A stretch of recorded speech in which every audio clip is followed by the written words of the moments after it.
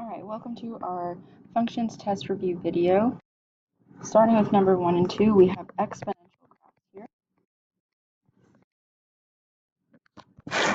And the exponential graph has a y-intercept right here at 2. We will list the coordinate point 0, 2. Now for the equation of the asymptote.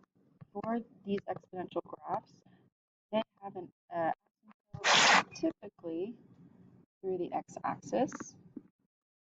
And the way we would write that equation is y equals 0. So we have a line going through the y-axis at 0. So y equals 0 is our equation there. For the domain, again, typically our domain is going to be negative infinity to positive infinity. But let's talk about it. Remember, domain is all the x values from left to right. So looking at our graph, our lowest x value here is going to be that negative infinity, and as the x values increase, our graph is also increasing towards positive infinity. Now, for the range, here we have the y values from bottom to top. So looking at the y-axis here, our lowest y value is actually going to be right here at 0, that asymptote. And because it is an asymptote, it is a line that our graph comes really close to but doesn't actually touch. We're going to use a parenthesis for that 0. And as the y values increase, our graph is also increasing to infinity. All right, number 2. Number 2 here, y-intercept, we look at the y-axis, and our graph crosses the y-axis at 3. So our y-intercept coordinate point will be 0, 3. And the equation of the asymptote is exactly the same, right along that x-axis. That is a line going through the y-axis at point 0. So our equation is y equals 0. And something to add here, both of these have a horizontal asymptote. So that's something to think about too. I think that will be mentioned on your test.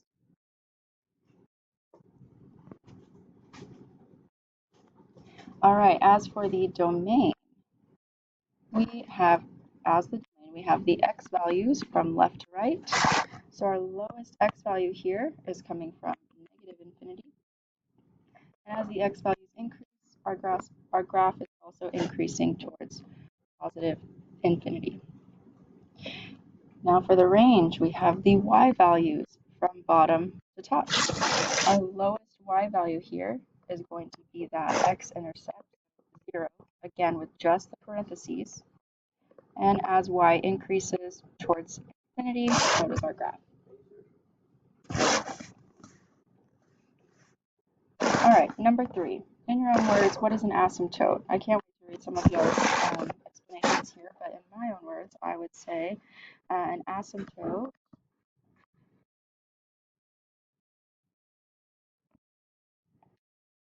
is an invisible barrier, and I'll put in parentheses a line because it is a straight line that a graph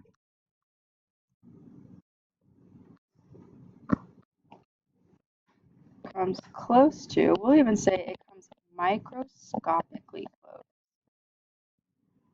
That means super, super, super close. But does not touch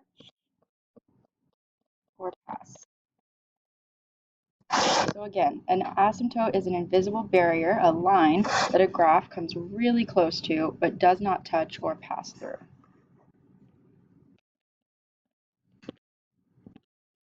Okay. All right, which of the following best represents the range of the following function?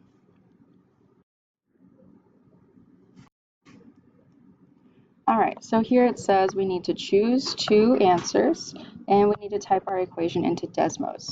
So let me actually pull up Desmos for you guys.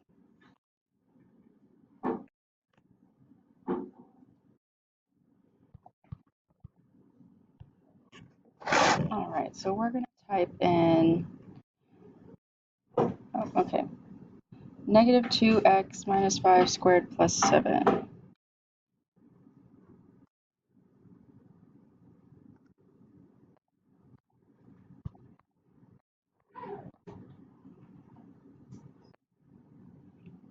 Negative 2x minus 5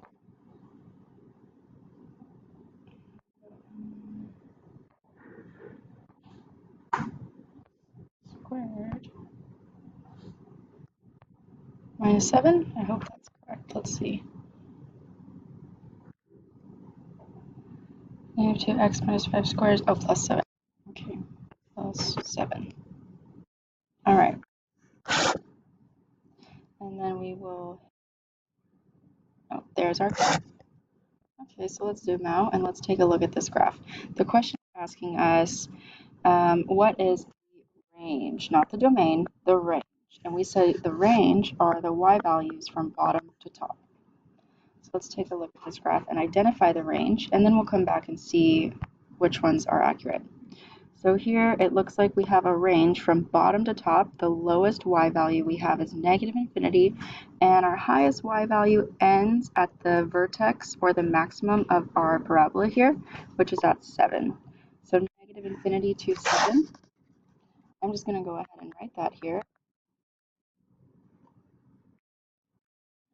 Negative infinity to 7 is a bracket. Now, which of these match that? V matches that. And it said to choose 2, so I know it's not these two. Let's look here. Y is less than or equal to 7, or y is greater than or equal to 7. Well, looking at our range, which of these seems accurate? Are all of the y values of our graph less than or equal to 7, or are they greater than or equal to 7? Because our parabola goes like this, we're coming from negative infinity, and we're ending at 7. So our y values are everything below 7. So it's going to be 2. Okay. And then here you're just going to say, I have chosen these two because they accurately describe the range, or something of the matter. I think I spelled accurately wrong. Accurate. Okay, just kidding. No, I didn't. Okay. Number 2 means the y values of the graph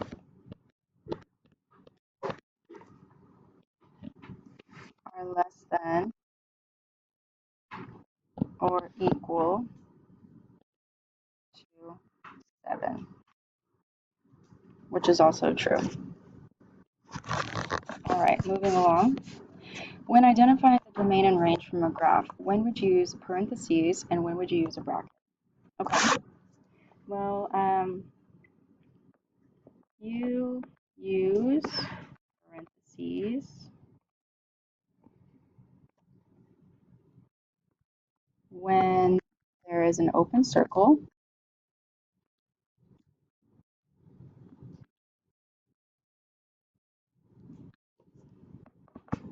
or infinity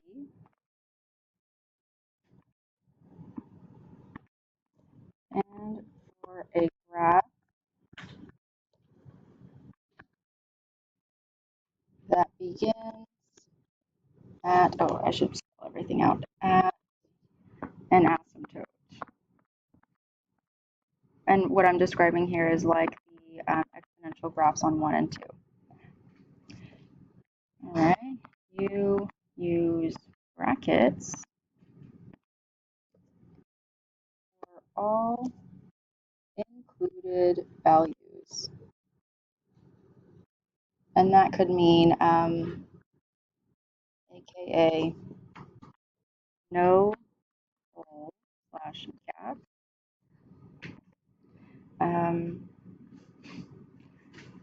And it doesn't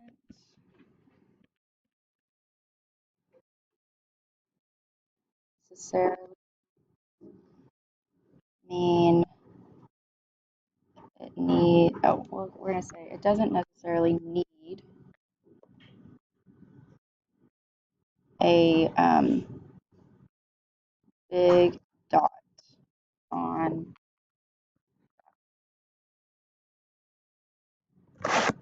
and that's what we were talking about here, like with that last parabola, it ended at a high note or a high maximum, which was at 7.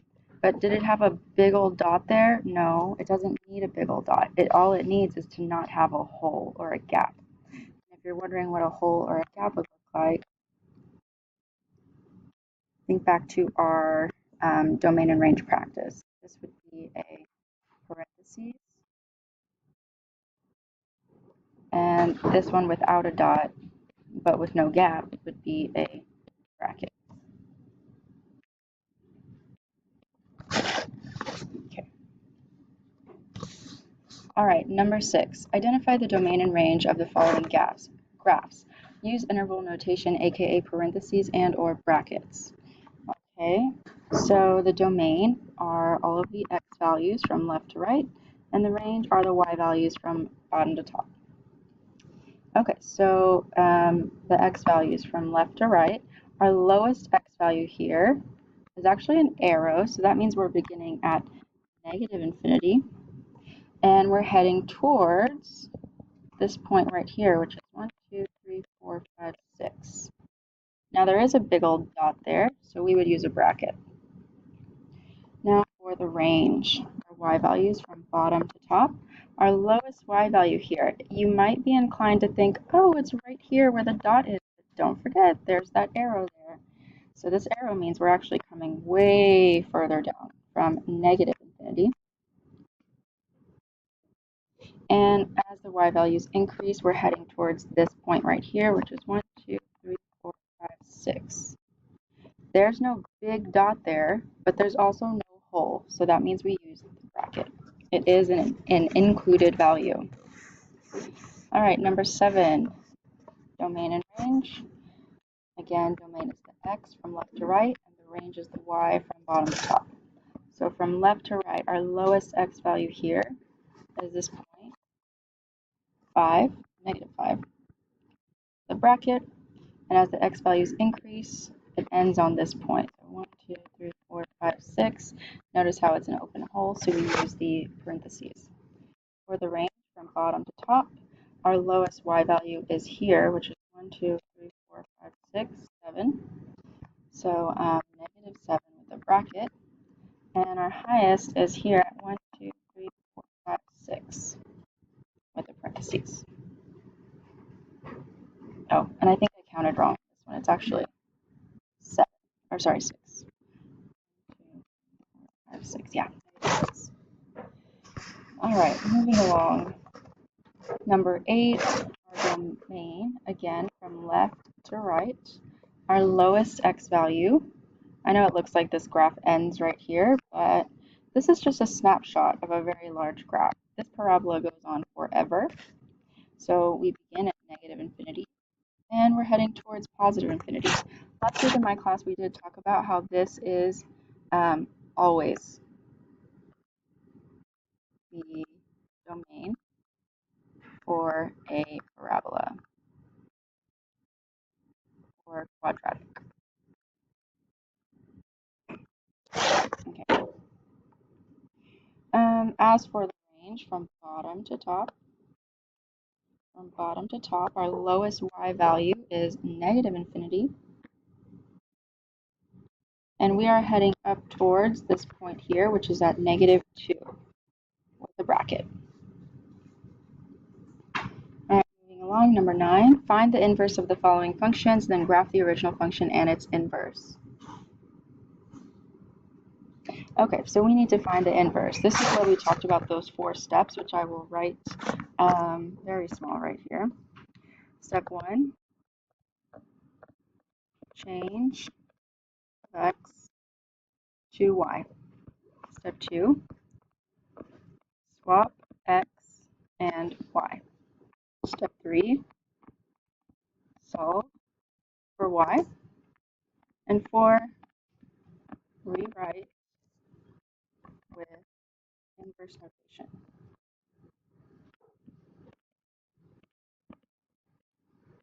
Just like f to the negative 1 of x. Okay, let's take a look. Here we have f of x. So in order to start finding the inverse, let's go ahead and change that f of x to y. Let's swap x and y. And then we need to solve for y. So our first step would be to subtract 2 and divide by negative 3. All right, so here we have negative 1/3 x plus 2 over 3. And if you're looking at me or at this video thinking, what the heck, Miso? We talked about this too. Here we have two fractions, x over negative 3 and negative 2 over negative 3. So we can rewrite that being x over negative 3 and negative 2 over negative 3. Let's make this make more sense. We always have a 1 in front of the x. So hence the negative 1/3 x. Negative divided by a negative is a positive. So we have plus 2 over 3.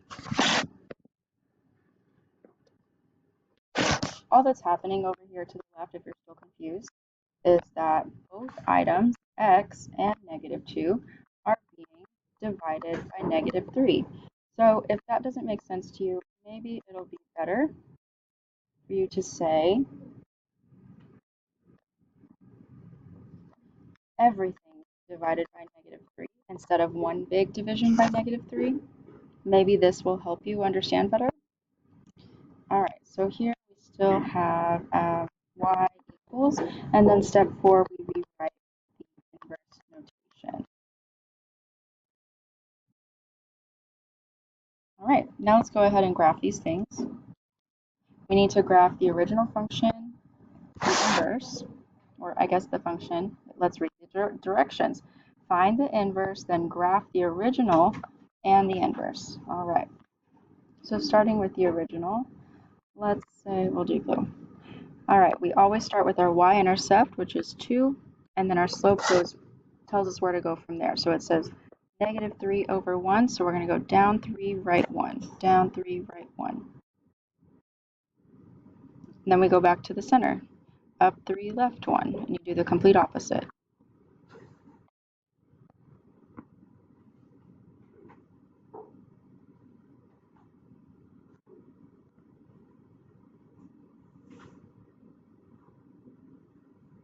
Okay, this is not getting as straight as I want it to, so I'm just going to and you label it f of x.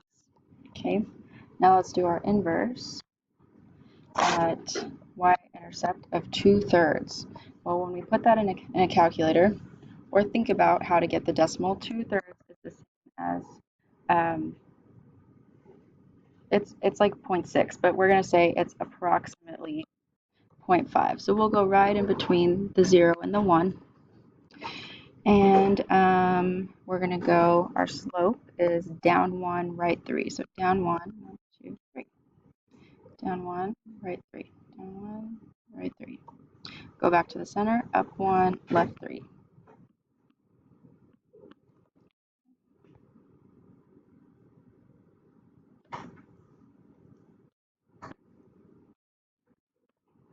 Then we label it inverse. All right, and if you look at their reflection point, you should see that both of these are perfectly reflected across the line y equals x. My very crooked line, but you get the point. All right, moving down, number 10, one more inverse. Oh, two more. Okay. So step 1, change g of x to y, and then swap x and we solve for y. So plus 4.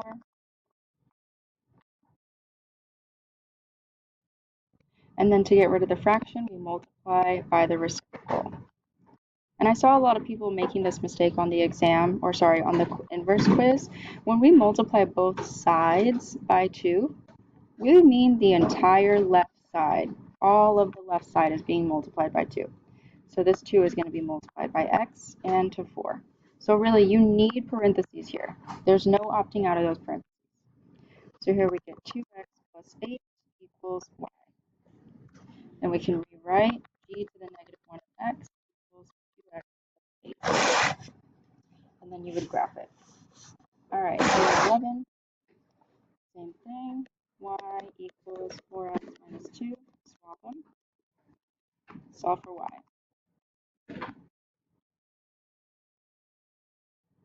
Divide by 4. And here we have 1/4 x plus 2 over 4, which is 1/2. There you go. And then you can graph these on your own. All right. Bye.